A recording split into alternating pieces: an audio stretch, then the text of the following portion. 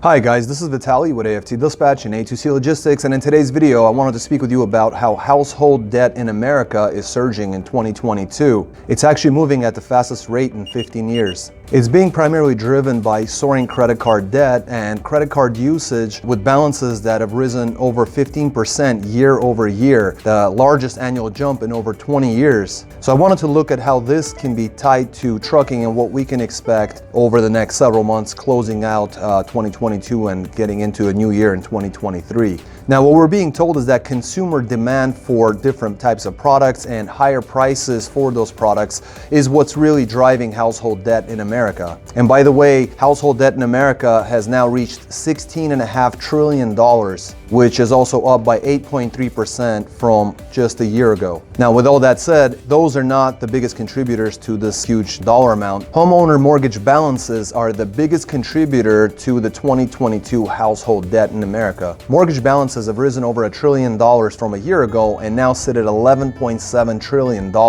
So it's not really the credit cards that are affecting the household debt in the United States. It's mainly the mortgages themselves, and we've seen what's been going on with the mortgage market. Interest rates are up, housing is still very expensive, is not settled in yet, but consumer credit card debt is also a big part of all of this. Consumer credit card debt has actually gone up by $930 billion, so nearly $1 trillion there. That's up 15%, actually over 15% for the same period last year in 2021, and that would be the largest jump in over 20 years. So besides mortgages and credit cards, we also have another bubble to worry about, and that's the auto loan credit market. Basically, auto loan balances have continued to increase into the third quarter of this year. And again, all of this data is looking at up to the third quarter, including the third quarter. Now that we've entered the fourth quarter, those numbers will have to be seen probably early next year. Now let's look at what we're actually being told. We're being told that spending is strong, that we have a robust economy, we have robust consumption, and that consumers have substantial levels of savings in their accounts. On the other hand, we have delinquencies that are on an increase, on a rise. Auto loan balances currently sitting at $1.5 trillion, $1.52 trillion to be exact, and the 60-day delinquency rate on loans, those are up on those auto loans are up by 30.8% from just a year prior.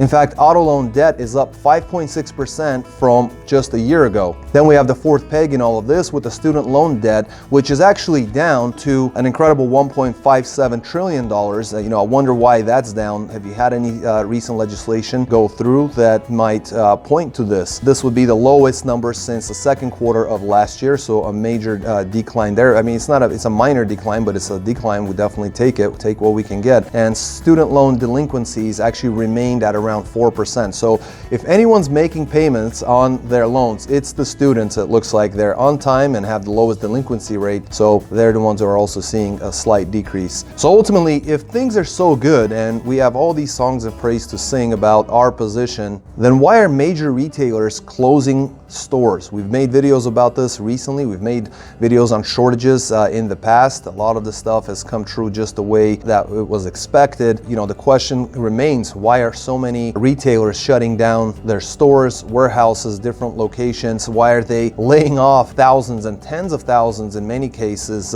people? Why are people being laid off in droves from a lot of these tech companies? Not even tech. Look at the retailers like Walmart, look at Amazon, look at Sam's Club, look at Target, look at CVS. There are all sorts of different stores that are shutting down, closing down, or limiting down on the number of employees that they're hiring and that they're retaining. Also, why have orders decreased? Why is it that we can see on company balance sheets, we can see that the orders have actually decreased? They're ordering less product to be shipped in to their stores. They're ordering less product to be manufactured, less product to be distributed, right? So the expectations have been lowered. Well, if things are so good, why is that actually happening? And what do you think happens to consumers and consumer discretionary income when everyday goods rapidly increase in price? So again, what do you think happens when everyday goods rapidly increasing in price? What happens when that happens? Does consumption increase, or do people become more frugal, slow on their spending, more apt to retain their dollars? The truth is that warehouses are full of product and people simply aren't buying. There's inflation,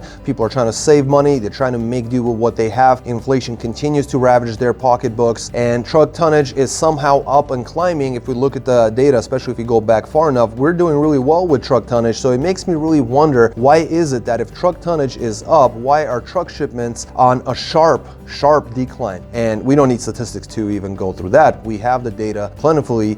Just ask any trucker that's out there, any carrier, any owner operator that's out there, leased on guys, ask them and they'll tell you where they're feeling the sharp decline. So what can truckers do? There are a few options. First things first, I always say the same thing: figure out your operating costs. Figure out what your fixed costs are, what your variable costs are. What is your rate per mile? Just break even to stay in the black. How much does it cost to run that truck with and without a driver? What is the baseline cost on that truck? Most people don't know where they stand when it comes to their operating costs. So number one, figure out your operating costs. Number two, lower your operating costs. And there are a number of different ways to do that as well. The next option is to raise your RPM, or your rate per mile. So increase the money coming in, lower the money coming out, increase the money coming in is the most overly simplified way we can put this. And of course, raise your weekly averages so that you have a more consistent income coming in at a higher level, higher average, so that you can make more money throughout any market. So this stands for good markets and bad markets. And there are a couple of options. If you are a carrier, we do offer truck dispatch services. We made videos about truck dispatch services for years now. We've been in business for many years now. If you are a carrier, you have your own MC authority, whether you have company drivers or you just have one truck that you run yourself, you are a carrier operating under your own MC. We offer truck dispatch services for such companies. We also lease on owner operators. So this is where it really comes in, where you can lower your operating costs. Many companies out there, they simply overcharge for stuff. They might give you an initial lower rate, but then they tack on all these other fees. When you add all this together, convert into a percentage, you realize how much money you're actually throwing away for trinkets and bells and whistles that you never really needed or asked for. But that's how they make their money. It costs them nothing, but they try to present it as if they're giving you value and then charging you for it. So a lot of people don't really understand the true value or even the cost of certain items, and they simply buy into this. So if you're looking for a bare bones type of an approach at the lowest possible cost, this is exactly what you need to do in today's market, because you need to lower your operating costs and increase your averages. In both cases, whether you're a carrier or a leased on owner operator, you can increase your averages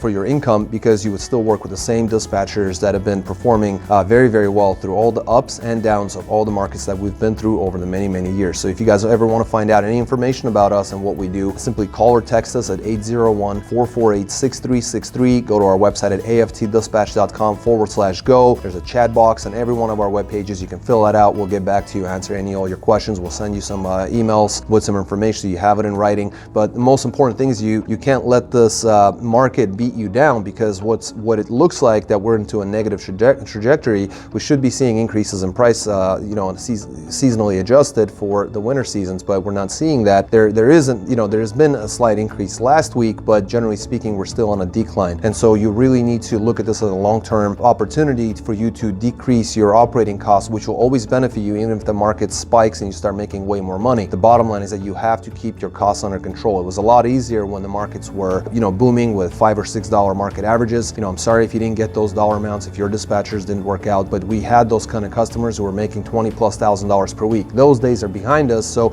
it was easier to have higher operating costs at that time, but having those same high operating costs now at today's freight rates is not going to cut it. So whether you're a leased on owner operator carrier, make sure you get in touch with us again on our phone number, 801-448-6363. Go to our website at aftdispatch.com/go, or fill out the chat box, and see you guys in next week's video.